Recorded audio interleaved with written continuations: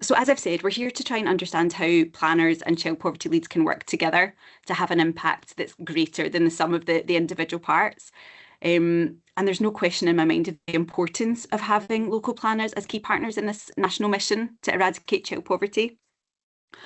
Of course, child poverty is really a wildly complicated problem, and it's shaped by so many things. It's shaped by household circumstances and personal events, and by national policy at both UK and Scottish level, and local policy, and it's shaped by wider economic forces. But it's also shaped by place.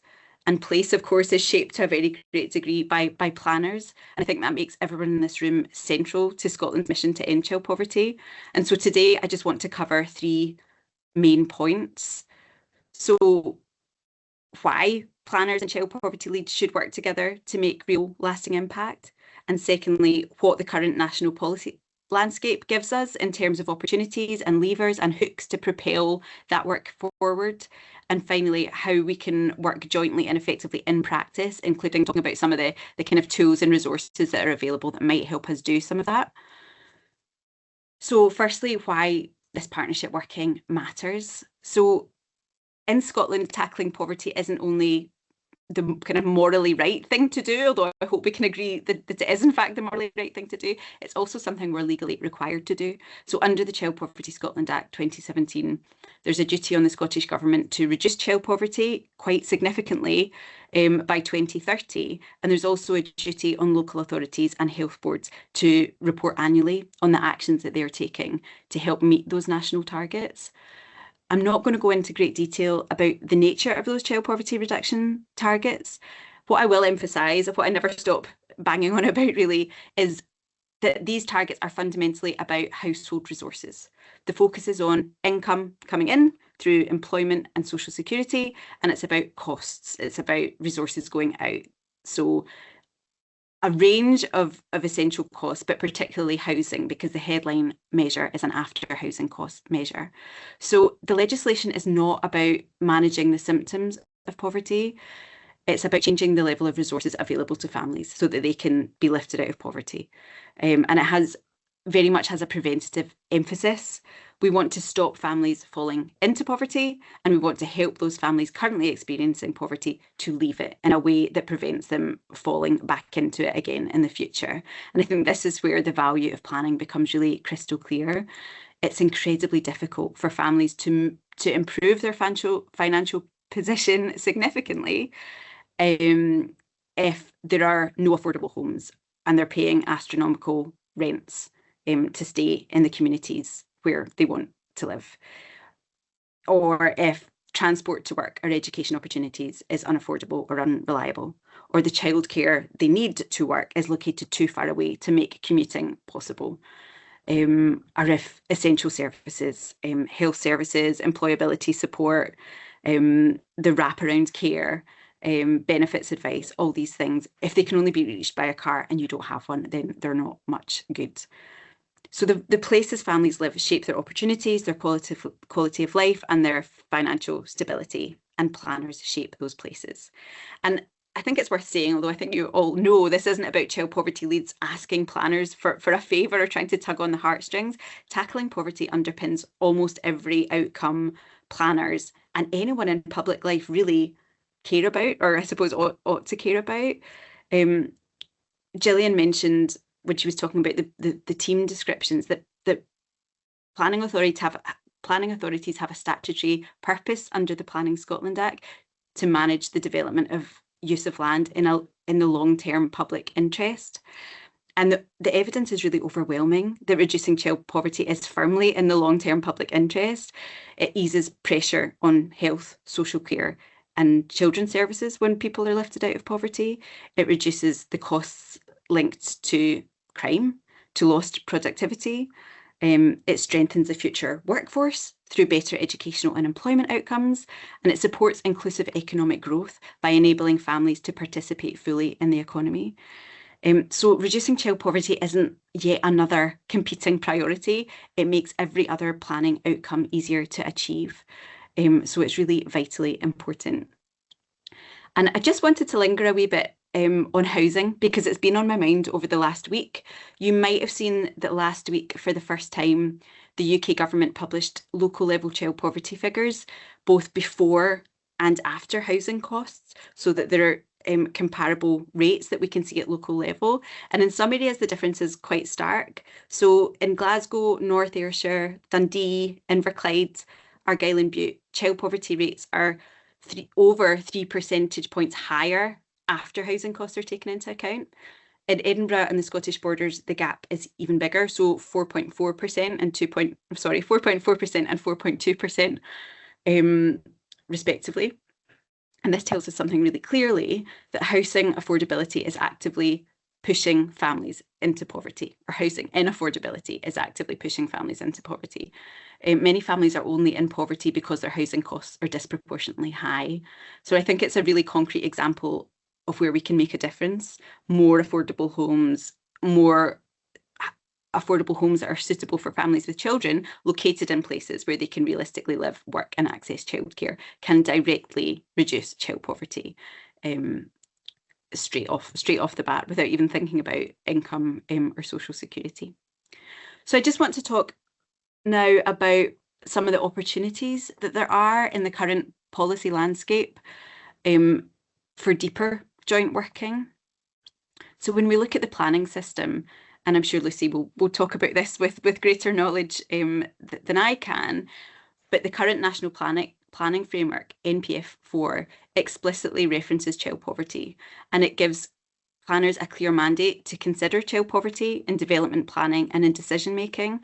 And NPF4 emphasises policies around things like public engagement, the importance of local living, the idea of 20-minute neighbourhoods, the importance of brownfield regeneration, so regenerating places that are central to communities instead of, greenfield sites outside of cities that are difficult to reach by public transport potentially. NPF4 also talks about energy efficiency, about access to play and green space. These are all highly relevant and really important levers for those that want to tackle poverty and create communities that allow families to thrive and to access opportunity and to be supported. And so local development plans, which are currently being drafted in many areas, are a major opportunity for child poverty to be a driving consideration. And the flip side of that is that every year local authorities and health boards, as I've mentioned, publish local child poverty action reports setting out their approach to tackling child poverty. And the duty is on councils and health boards, but very often it's through community planning structures that these reports are developed and that implementation is driven. So I think there's a real opportunity to join up these two strategies and make sure that they're building on one another and complementing one another. The other opportunity that we have at the moment is the recent publication of the last tackling child poverty delivery plan from the Scottish Government. So the duty is on the Scottish Government to publish these delivery plans every 4 years. This is the last delivery plan before the target year of 2030. So it was published a couple of weeks ago. It's called Bringing Hope, Building Futures. I'm trying very hard to memorise that. And I would say I was slightly underwhelmed when I read it by the lack of direct reference to the planning system itself. But nonetheless, there are a lot of opportunities to hook onto in terms of opportunities for joint working. I mentioned housing. There's big pledges in the child poverty delivery plan. I don't think they're brand new. I think we may have seen them before, but there's 4.1 billion for 36,000 affordable homes, which I think, I don't have the figure in front of me, I think it was 21,000 of which should be suitable for families. And so that's an opportunity to think about, where are these homes? How do we ensure they're suitable for families? And is there any way to front load the building of homes that are suitable for families in the areas that experience the highest rates of child poverty? Or what are the other ways we can prioritise the needs of families with children in relation to that?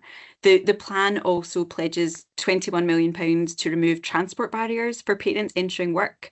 So it's unclear exactly what this will entail, but my understanding from reading the delivery plan is that it could be investment through support financial support for parents or entitlements for parents to use transport, but it could also, there is scope to use it on the kind of supply side. So looking at transport links that would make the biggest additional impact on parents' ability to travel to work and childcare. So lots to think about there, and lots of opportunity for joint working, I think, between employability, child poverty, and our colleagues in planning and community planning. There's also a few commitments around childcare, particularly wraparound care, so breakfast club and after school clubs. Again, we don't have a lot of clarity about what that's going to look like, but there was an announcement of the intention to spend 500 million on further developing childcare in Scotland. So how can we work together to ensure that the expertise of child poverty leads about the needs of communities on low incomes and the barriers to work are complemented by the skills of planners and their knowledge of place as we move forward with that. The final thing I'm going to say about them bringing hope, building futures, one day that'll roll off my tongue, is the announcement that there's a plan to develop an integrated whole family support programme. So essentially, this is investment in place-based approaches to tackling child poverty, place-based whole family approaches. And this whole family support programme will replace a few existing programmes. So the Fairer Futures partnerships will run till 2027. The Whole Family Wellbeing Fund and the Whole Family Support Early Adopter areas are all being rolled into this new Whole Family Support Programme, which will support place-based holistic working. And that also comes with an announcement of £20 million for the third sector to support them to work locally to promote that whole family place-based approach. So that might be of interest as we think about how we are proactive in ensuring the voice of lived experience is brought into planning discussions and wider child poverty discussions. So it's quite high level what is in the delivery plan, and I think that's partly because it came right before an election. So I think over the next few months we can expect to see more detail being added to some of this and more granularity about where some of the opportunities to work together around implementation might lie. The other thing I just wanted to touch on was what the tools, I suppose, that come from the child poverty side of things that might be of use to planners and community planners and trying to put some of this into practice and thinking about what are the concrete things that they can do to support anti-poverty approaches through their work. The slide shows the driver diagram, which local child poverty leads know inside out. I think some of them have it tattooed, I've heard. But it sets out really clearly what are the local policy levers that exist and how do they relate to those key drivers of improving income from employment, lowering the cost of living and increasing income from social security. And you can see across there, it's not just about the level at which benefits are set or hourly pay, it's about the wider structural factors. So childcare, transport, housing, connectivity as well as an important one. So that's a useful tool to look at, to think about how you can influence the drivers. The second sort of way of thinking, the second lens that I think is really important is this idea of the 6 priority groups. So these households, more than 90% of children living in poverty in Scotland today fall into one of these priority households. So if we're not actively considering the needs of these groups when we're planning our communities, there's a good chance we're missing the mark with some of this and we're leaving people behind and are at risk of exacerbating rather than addressing inequalities. I'm conscious of time, so I won't go into this in too much detail, but I'm happy to come back to it. So these lenses of the 3 drivers and the 6 priority groups, I think, are really practically important taking this forward. In terms of data and intelligence, there's been a huge amount of work over the last 6 or 7 years in the child poverty space to try and understand the nature of poverty and the location of poverty in a bit more depth. So we have really interesting tools that I think will be of great interest to planners. So we have the child poverty map, which you'll see there, which is that one is Edinburgh. I was going to say Aberdeen, but it's not. It's Edinburgh. It shows you the level of granularity in terms of rates of child poverty, and we have that for all 32 local authorities. And some areas have gone even more granular and have even more in-depth information about the geography of poverty in their areas. So Glasgow, for instance, and the Centre for Civic Innovation, incredibly rich, granular detail on populations that I would urge you to go and have a look at. And just as important as that data side is the links that the child poverty leads and their colleagues have built over the last few years over the last many years with third sector organisations and communities experiencing poverty, to develop that meaningful dialogue to ensure that the voice of experience is influencing policy development and implementation. And I think building those links between those groups that the child poverty leads have access to and the constant engagement work that planners are doing, making sure those are complementing each other, will be really important. And I suppose finally the thing I want to mention is what the child poverty side of things brings is the platform at the moment, I suppose, and that sounds cynical, but child poverty has been described as the priority for the Scottish Government, the national mission. It's front and centre of the Verity House Agreement. It's front and centre of a lot of LOIPs. And so it's a good opportunity to think about how we can work together to achieve the outcomes, both for child poverty and also for planners as we move forward. So finally, I just wanted to flag up some really practical steps that we might take sort of immediately to try and build these links. So to planners, I would urge you to find out who your local child poverty lead is and vice versa. You could maybe use the chat to do that today, or you can email myself or Lucie and we'll put you in touch with who that might be. Secondly, look for opportunities to bring child poverty leads into local development planning at the earliest possible stage. The flip side of that, of course, is bringing planners into that local child poverty reporting process for local leads to make sure those conversations are happening. And finally, to apply that priority family lens when you're assessing new developments and thinking about the impact that they'll have on rates of child poverty. Okay, sorry, I think I've gone way over time there, so apologies for that. I will stop sharing my screen. I'm just going to hand over to Lucie now, who is going to talk through some of the key points from the briefing that she and Felicia distributed last week. Hi everyone, I'm Lucie. I'm working as the project officer in the Planning for Place program with Irene Ruterman, who, as Hannah said, unfortunately can't be here today. But I'll take you through a bit more about this paper that we've recently published called Integrating Land Use Planning and Child Poverty, which I co-authored with Felicia from the Child Poverty team at the Improvement Service. This paper has come about as a suite of briefing papers.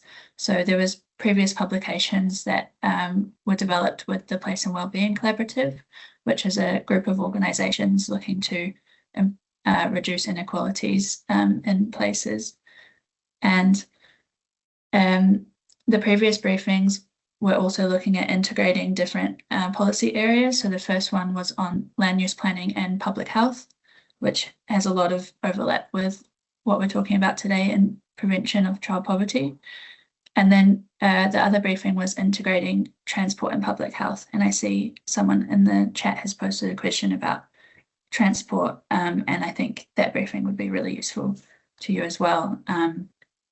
So yeah, this kind of builds on a suite of briefings that integrate these different policy areas, and the point of all of this is to achieve our shared ambitions and bring together different practitioners. And I'd like to note that, you know, everyone is experts in each of their own fields, and you know where the opportunities and where the challenges lie in your work. That's the main objective of this paper, is to promote understanding of different policy areas that you might not know so much about, and to encourage you to work together. But by working together collaboratively, perhaps we can think of opportunities that we wouldn't have otherwise, as well as ways to overcome challenges that we wouldn't have on our own. And I'd just like to note with this briefing that it's not a finished product. We do want to hear from you for your other opportunities that we can explore. One example is the planning section of this document focuses on development planning. However, it doesn't focus so much on development management, which is maybe an area that could be thought about more deeply in future. So I'm hoping that you've all had an opportunity to at least have a quick look at the briefing, but if not, if you just want to dip your toes in to the briefing as such, there's a navigation panel at the front of the document that makes it easier to understand how we've laid it out, because it is quite a long document. But if you'd like to see a bit more about the child poverty landscape, say you're from planning and you have an interest in how that could impact on your work, you can go directly to section 2 and look at how tackling child poverty is a priority for Scotland. And conversely, if you are based in child poverty work and you don't know much about planning, you can click on sections 3 and 3.2 to find out more about land use planning and also about community planning. And then finally, the last section of the document shares more about how we think that those two subject matter areas can work better together and how professionals can work better together in each of those areas. And it touches on, throughout the document, we have a variety of case studies which we'll have presenters on later to discuss, but I think there's some really interesting case studies in there about how this can work in practice. So I encourage you all to take a look further after this meeting. So as I said, the first section talks about the child poverty landscape, and Hanna has done a great job at talking through a lot of this already. I would like to highlight there that the local outcome improvement plans have often highlighted child poverty, but as well as that, in the previous years, the Shaping Places for Wellbeing program at the Improvement Service worked with 7 project towns, and in each of those, child poverty was highlighted as a priority. And I think no one would argue that that's a really important priority across both local levels and national levels. And so that's really why we wanted to highlight and emphasize this, especially for planning. So we have 2 sections within the planning part of the document. The first one being on land use planning, and as I said, we mainly focus on development planning as opposed to development management. It goes into the kind of national frameworks that exist. As Hanna outlined, it goes into national planning framework and the legislation around planning, and kind of the opportunity that this presents at a national level to be a permissive environment, that these outcomes are what we want to achieve at a national level. So it kind of lets us do more within the planning sphere than maybe we were previously able to. And I think there's a real opportunity here with the timing of the preparation of the new style local development plans and how these align with MPF4 and also local priorities. These are part of a 10-year cycle, and so we're just at the start of that next 10-year cycle now, and therefore it's a real opportunity to try and put more about child poverty in these local development plans. And as well as that, there's a bigger opportunity than ever, I think, to enable community action to influence planning and allow people to share their experiences, especially for those who have experienced poverty, or representatives to amplify those voices. The document in the final section, as I said, goes into more detail on how we think these can interface, so how planning and child poverty teams can try and work together.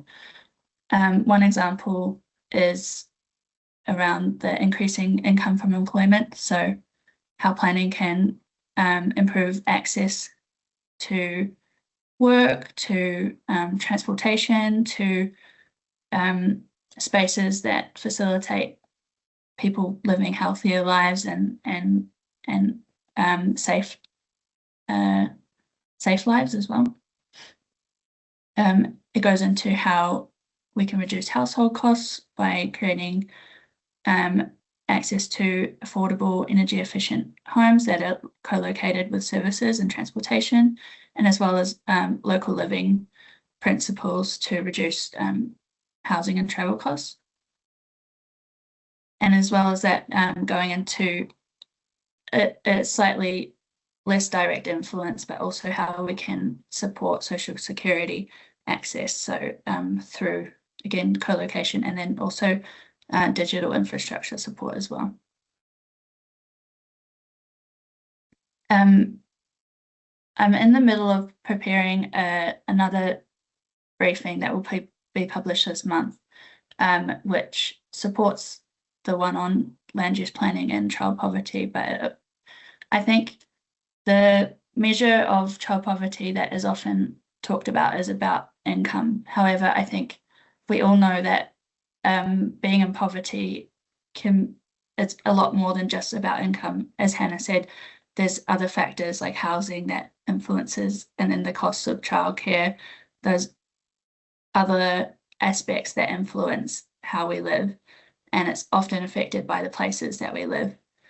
So this new briefing builds on the place and wellbeing outcomes, which are a set of outcomes that look at how the decisions that we're taking, these plans and policies that we're preparing, how does this plan or this document proposal deliver on these high-level outcomes? And they were developed as well through the Place and Wellbeing Collaborative, and there's a whole suite of evidence, which is also the same evidence that shaped the questions in the Place Standard tool that sits behind these. And so there's so much information out there, and so what this briefing does is it gives confidence that the decisions that we make will have a positive influence on the places and the people living there. So this example here talks about the housing and community outcome, and here we've highlighted the different impacts that the housing and community outcome can have on people. I'd like to especially look at this one on housing.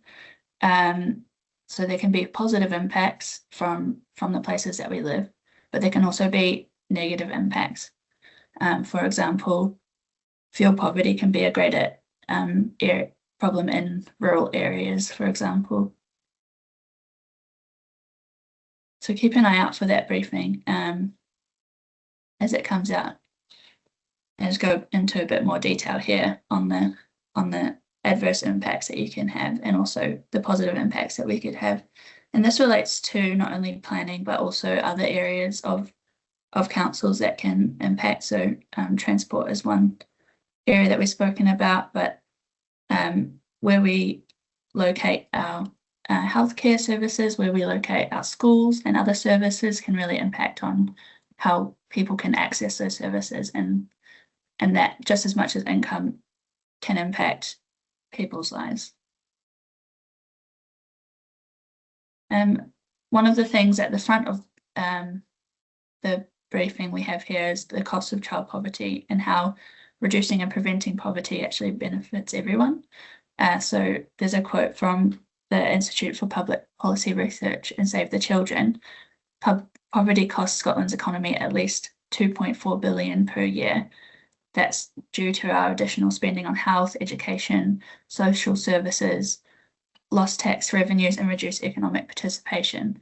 So really, if we're helping people get out of poverty, we're actually helping the whole economy, and it benefits everyone, not just people experiencing poverty. And finally, I'd like to reflect, I think, on the greatest areas I find for opportunities. As I said earlier, the local development plans are at the start of their 10-year cycle. And I think that what local development plans can do is highlight the areas where there are the highest levels of poverty, and those areas are the ones that are going to benefit the most from investment and development. And improving their land use in those areas specifically will benefit those living in poverty the most. LDPs can also highlight for other areas of a council where they should be focusing their efforts. There's also the opportunity, as I said, for greater community influence and to find out what people experiencing child poverty in that area need from their place. And so what do they need from a local development plan to put more of an emphasis on child poverty? And many of the policies in the local development plans already do this, but we can elevate that even higher. The next point here is decision making at the local level, using community planning as a greater lever to involve communities. And I think I'd just like to highlight that just one decision about the location of a school or a bus route or a shopping facility can have a wide-ranging impact on the families and children who live there. So I think it's just something we should be thinking about every day in our decision making and how it impacts on people living in that area. And then, as Hanna highlighted, the opportunity with the family focus initiatives like Fairer Futures partnerships and the whole family support. So these help people at the individual and family level, which is obviously where the greatest support is for people experiencing poverty currently. It would be great to see how that can be replicated across the country more widely, and I think there's an area for greater collaboration on that in the areas that aren't currently practicing the Fairer Futures approach.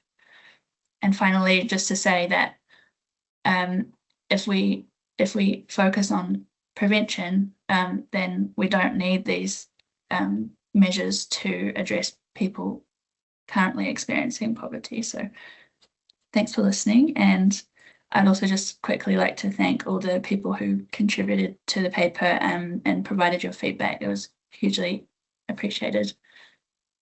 Thank you. I'll hand back to Hanna. Thank you so much for that, Lucie.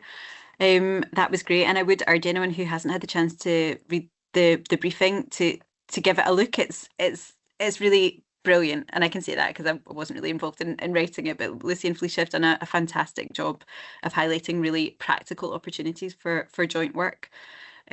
So yeah, I would urge you to take 10 minutes, have a cup of coffee and have a look at it, but not now, because we're going to move on to our next speaker, who is Assistant Director for Planning at South Ayrshire Council, Chris Cox. So I'll just hand over to Chris just now. Thanks very much.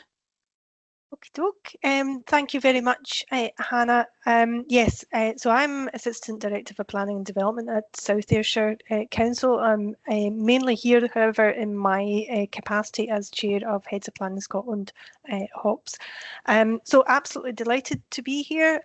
This is a really priority policy area for all of us, for our councils and also emerging for planning practitioners. It's great that there's so many wide-ranging practitioners and experts here today, and really looking forward to the discussions. I don't have any presentations. I won't be too long here.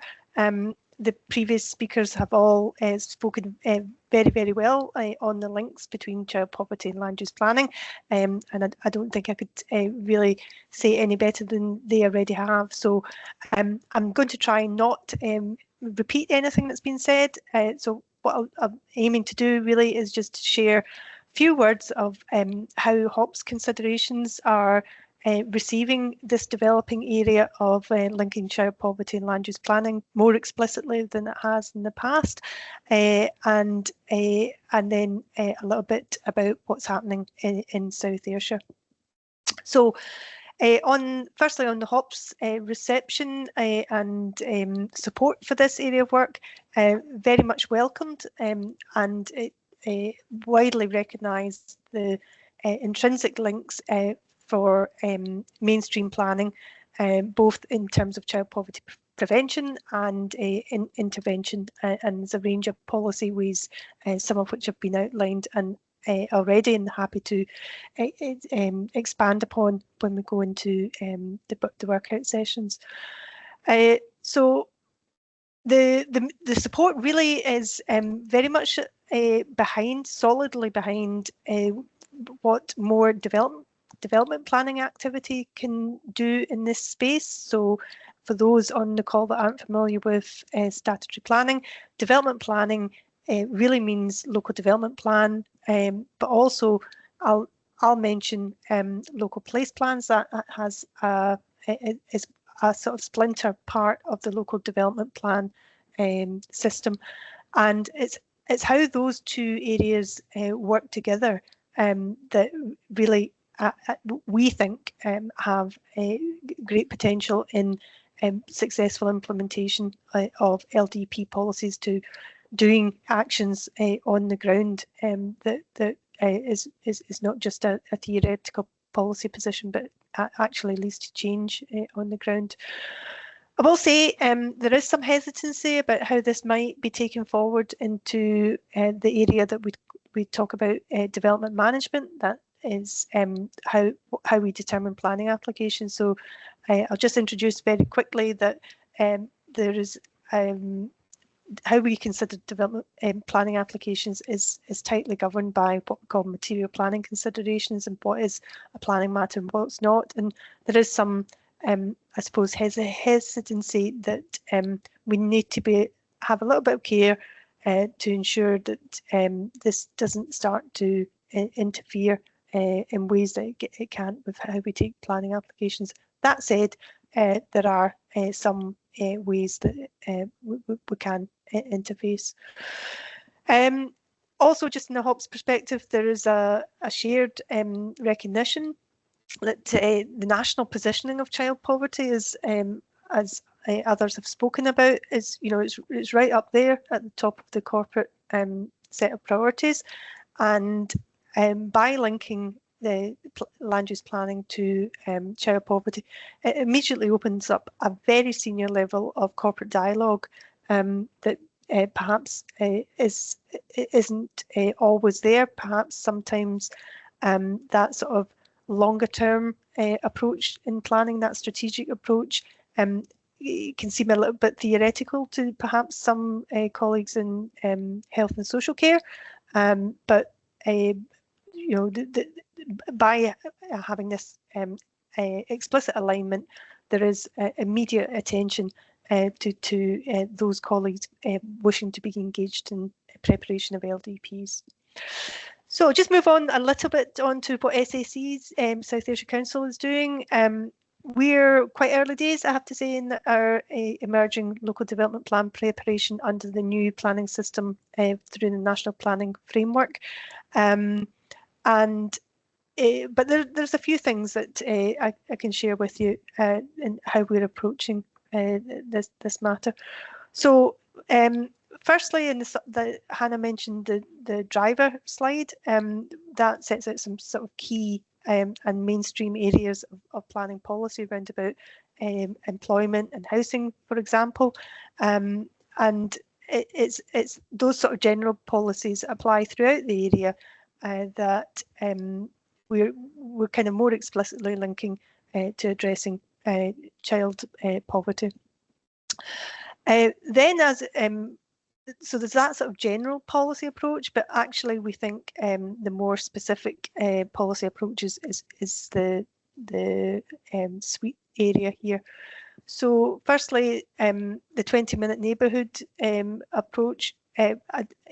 As a planner, I love that concept as one I think a lot of people can quickly understand at a practical level, how you plan a locality area, providing services at a locality area, ensuring that that communities have access to open space and to other services. That's a really key area. So bringing that forward effectively into the spatial planning policies is key in this area. More specific, and there's certainly a new area for us in planning, and I think probably for most council areas, is specific policies in specific localities. So that involves mapping areas of deprivation, identifying what the causes of that deprivation is, and then identifying what planning policies we can bring forward that deal with the causes of deprivation. But that in itself won't do the job. Planning is powerful, but it has limitations, as I've partly explained, in how in areas that the kind of policies that we can bring forward. So I'll just explain a little bit more about how we take forward those specific policies into something that is more powerful, more effective.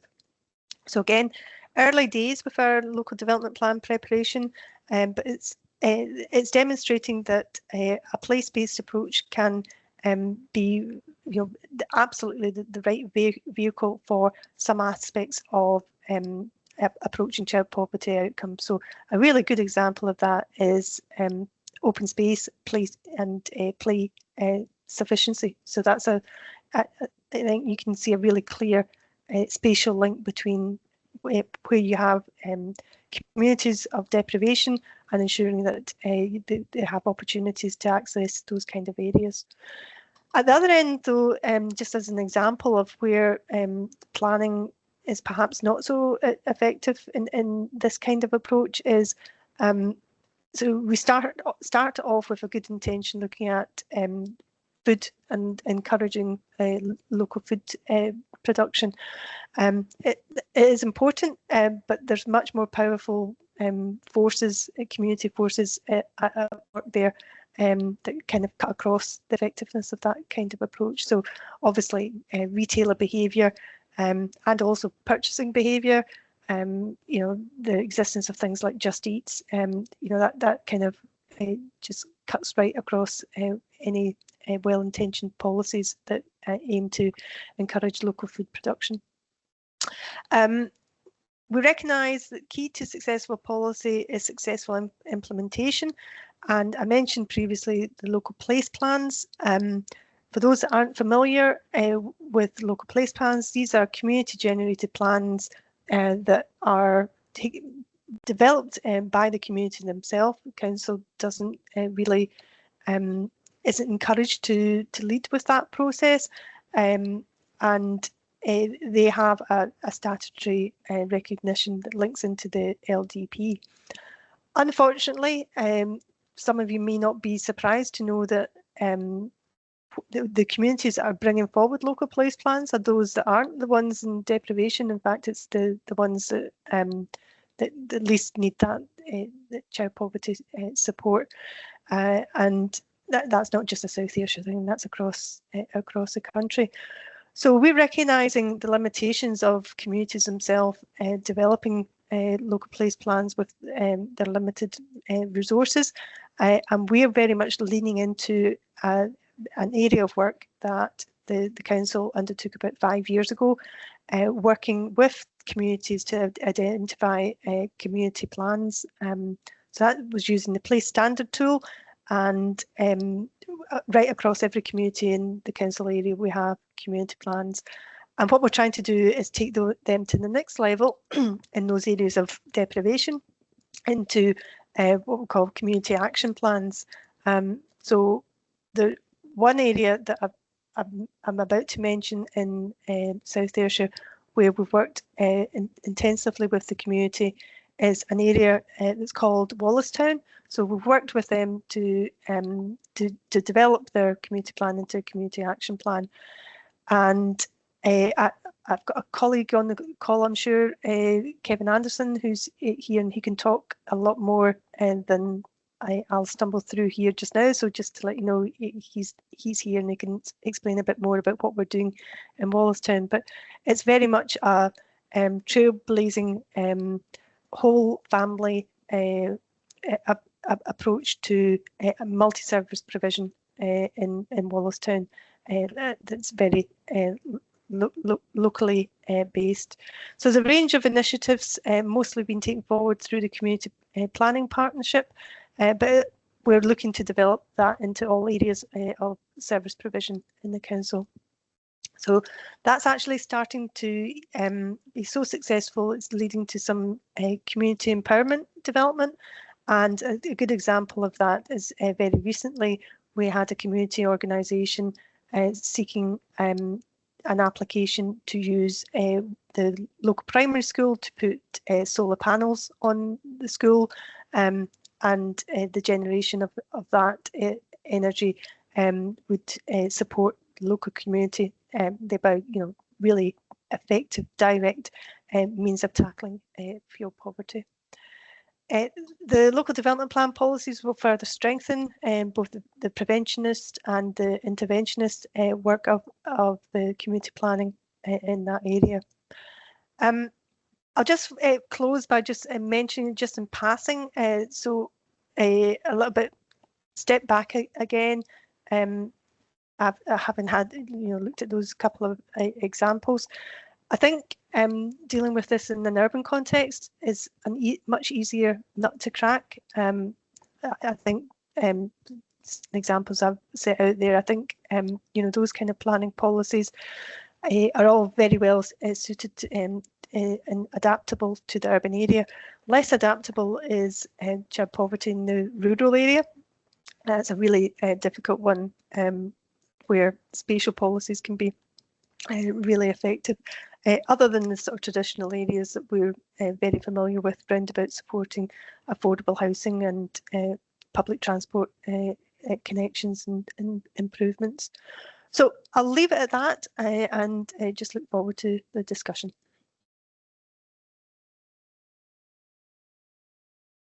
Thank you so much for that, Chris. It's absolutely fascinating, and I'm really interested to learn more about your work in Wallistown and what learning can be taken from that for other areas. I think we've got one final speaker, and then we'll allow for questions if we've got time after that. But please feel free to put questions in the chat, and if we don't get the chance to respond to them right now, we'll follow up after the meeting and do that. But thank you so much for that.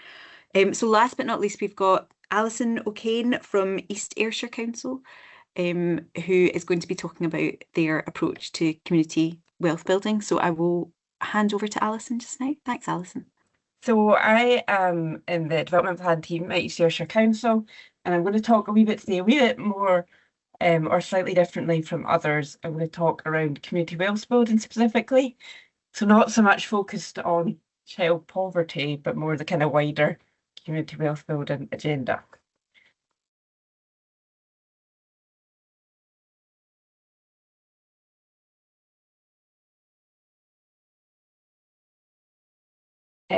So community wealth building in Ayrshire has really been firmly embedded for quite a wee while now, and I think Ayrshire as an authority has really kind of been leading the way on this.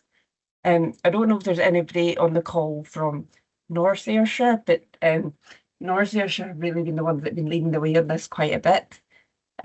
They were the first ones to have a community wealth building strategy.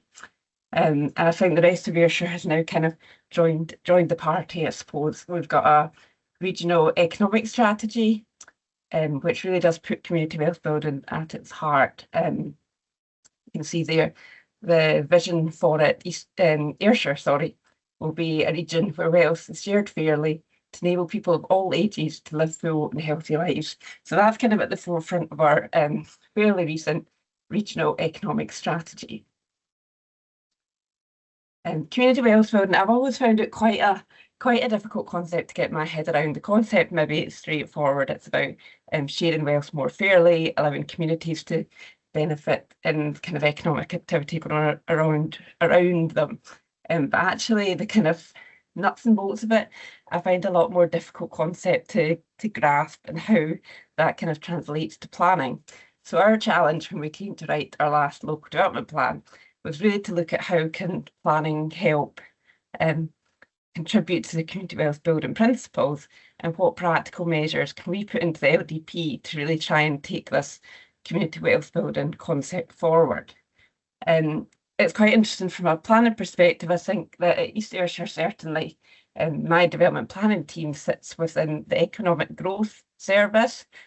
Planning here is split between governance, where our development management sit, and myself and policy sit within economic growth. So I think we were very much coming from an agenda of we really need to contribute, economic growth is really important, and certainly at kind of senior director level, and we were really given us this challenge around community health building. So what have we actually done? And there was a lot of head scratching to really kind of think, what can we practically put into LDP to try and strengthen this and to try and contribute towards community wealth building. And I think this came in a wee bit late in the plan process. It's early main issues report, our plan was done through the old process. So main issues report, this wasn't such a big kind of agenda item.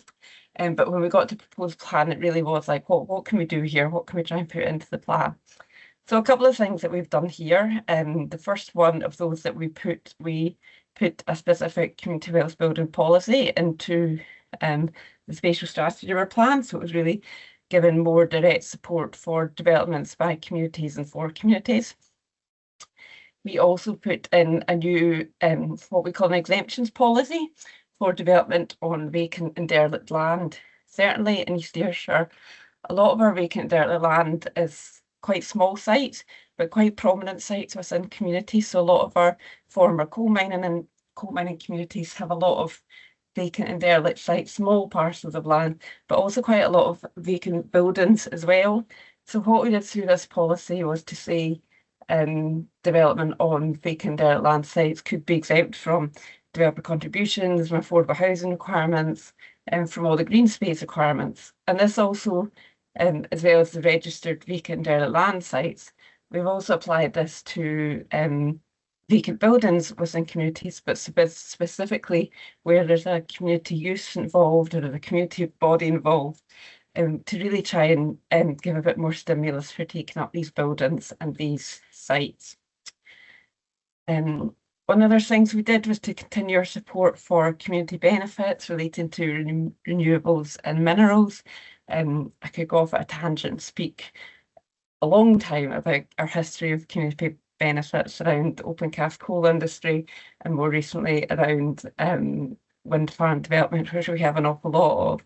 And it's really an important part of how we tackle or how we try and build community wealth building is really making sure our communities are benefiting to the maximum for all the landscape change that's going around without going around them.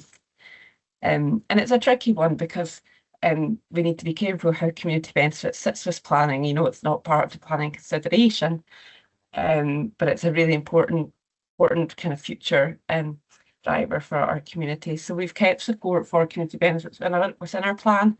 We have updated non-statutory guidance on this issue, which we are continually evolving and really putting more focus on community benefits that are aligning with employability and with skills development and apprenticeship schemes and things. And that's really starting to kind of play out now that we're getting some really good examples of wind farm money being used to fund apprenticeship schemes and being used to kind of really get local people involved in that industry. And the final thing, just I'm going to highlight a wee bit more, is that we've put in place a new policy on skills and employment plans. And this is the part of our kind of approach that was picked up in the recent child poverty work. So what does this do? By putting in this new policy, we're now asking developers of major developments within East Ayrshire to submit a skills and employment plan with their application. And what these plans should do should be to set out opportunities where they will provide training and employment opportunities for East Ayrshire residents, and should set out how the supply chain and maintenance arrangements can benefit the local economy. And really our overall purpose of this was really just to try and encourage developers, often large house builders, to think a bit more about how their developments can be integrated into our local economy. So not just come build your houses, leave again, but to really kind of become more of a player in the local economy, fitting with these kind of community wealth building principles. So just finally, a bit of a reflection on how this particular policy is working, our skills and employment plan policy.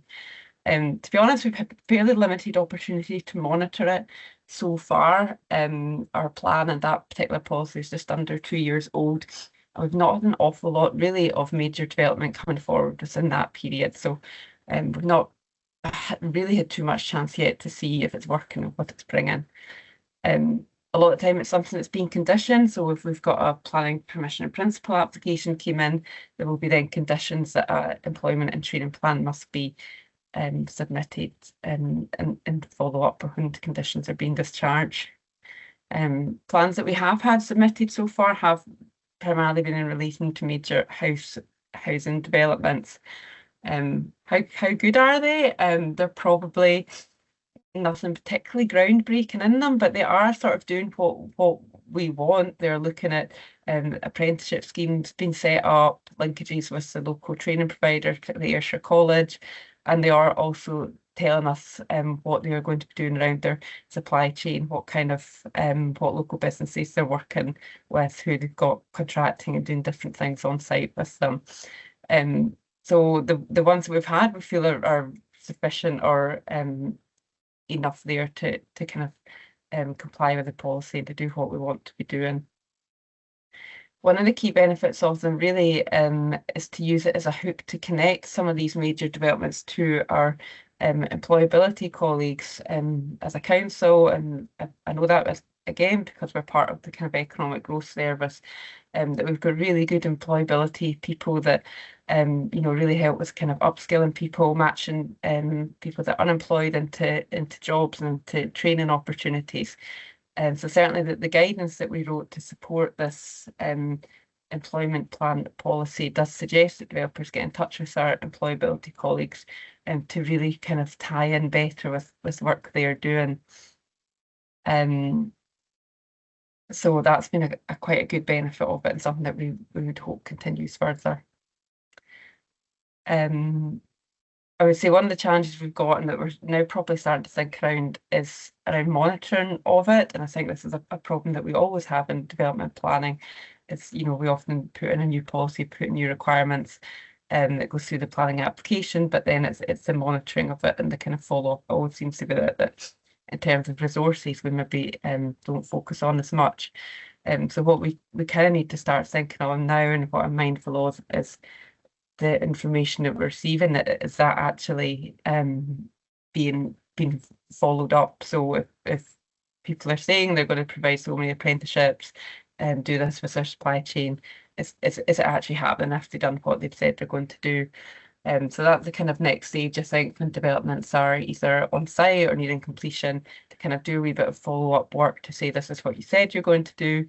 Have you done it? What's been the outcomes? To really help to see how the policy is working. And lastly, what we're reflecting on now is, where do we go with this kind of approach with Local Development Plan 3 now? Similar to Chris at South Ayrshire, we're at the very early stages of our new LDP3 under the new Planning Act. So we are thinking already about, do we develop this further? My kind of view is that the fact that it's only there for major developments at the moment, or it's only kicking in for major developments, is maybe a wee bit of a shortcoming, that we maybe need to widen that out a bit more and ask for these kind of things to be thought about for more of our applications. And so that's kind of where we are now and what we're starting to look at.